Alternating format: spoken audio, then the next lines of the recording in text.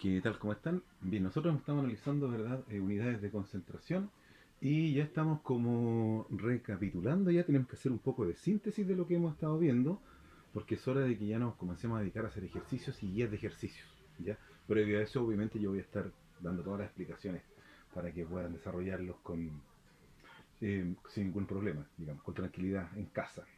Em, un término que es necesario para que podamos ir, digamos, resumiendo concentración. Todo lo que nosotros hemos visto, porcentaje masa-masa, porcentaje peso de peso, disoluciones químicas, eh, porcentaje volumen-volumen, molaridad, que fue lo último que vimos, ¿verdad? Que es la cantidad de moles, ¿verdad? Que es por unidad de ml también.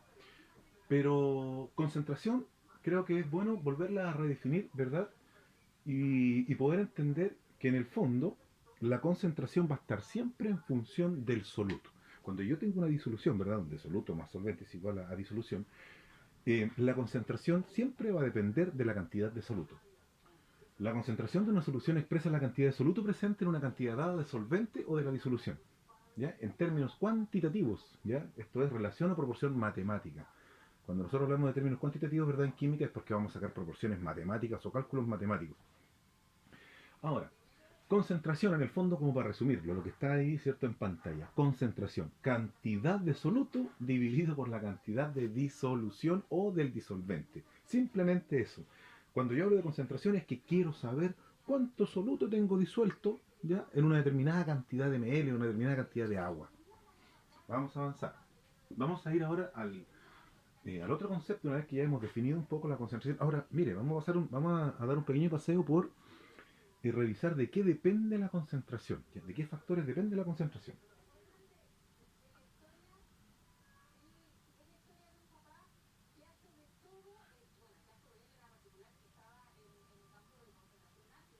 Bien, vamos a ver el primer ejercicio, antes de ir a lo que les mencionaba.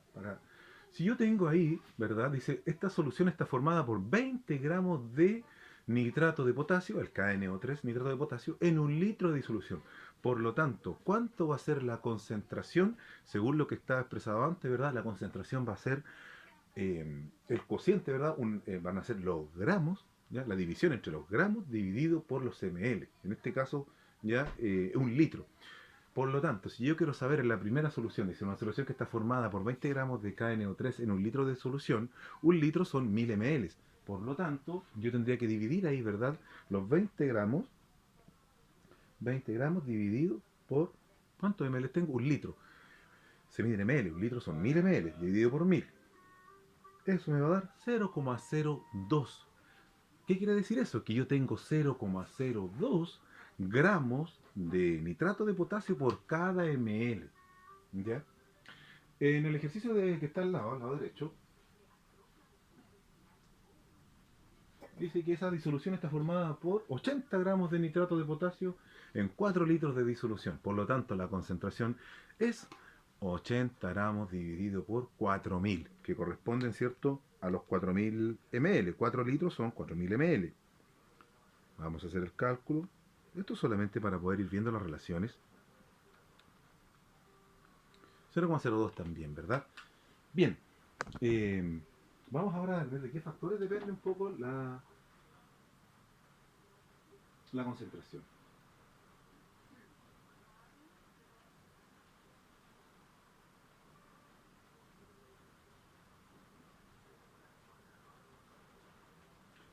Ahí se mencionan tres factores ya de los que depende, digamos, un soluto o la solubilidad de un soluto en una disolución. Primero, la naturaleza del soluto el disolvente. O sea, para que se pueda disolver un soluto en un disolvente es porque tienen que ser compatibles de alguna otra manera químicamente, ¿ya? De alguna otra manera, ese disolvente tiene que romper esos enlaces de ese soluto, ¿verdad? Para poderlo disolver. Tiene que haber una interacción química, de lo contrario, no se va a poder. ¿Verdad? Tienen que tener características, el soluto y el solvente tienen que tener características químicas que le permita interactuar entre ellos, que le permita al disolvente poder disolver al soluto. ¿Ya? La presión. La presión es algo muy importante. No se preocupe un poco de la ecuación que ahí aparece, pero ¿por qué la presión? Mire, si usted tiene una determinada cantidad de moléculas en un recipiente, si usted le achica el espacio, ¿verdad? Supongamos que usted está, volvemos a clase, ¿cierto? Está en la sala, y en la sala somos, no sé, 35, ¿verdad? ¿Qué pasa si la sala la achican a la mitad? o a un cuarto, ¿ya? Estaríamos todos apretados, ¿cierto? Si usted aumenta la presión, ¿y qué pasaría? Al estar apretado empezamos a interaccionar más el uno con el otro, empezamos a chocar el uno con el otro, y al chocar el uno con el otro, eso significa que aumenta la solubilidad. Mientras más se rocen las moléculas unas con otras, aumenta la solubilidad. Por lo tanto, la presión va a tener un efecto sobre la solubilidad.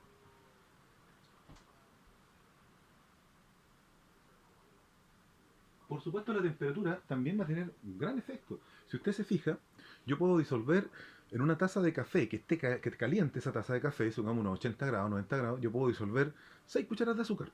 ¿Ya? Pero si ese café estuviese helado, ¿ya? No se van a disolver esas 4 cucharadas de azúcar. Si yo aumento la temperatura, aumenta la solubilidad. Mientras más caliente esté, ¿cierto?, el disolvente, mayor poder de solubilidad va a poder tener sobre el soluto. De hecho, cuando las tazas de café se enfrían, ¿cierto?, vuelve nuevamente a formarse el soluto y queda el azúcar aconchada, ¿cierto?, en el final. Bien, vamos a avanzar a el último, que es molaridad, para poder aclarar algunos conceptos que hemos estado viendo.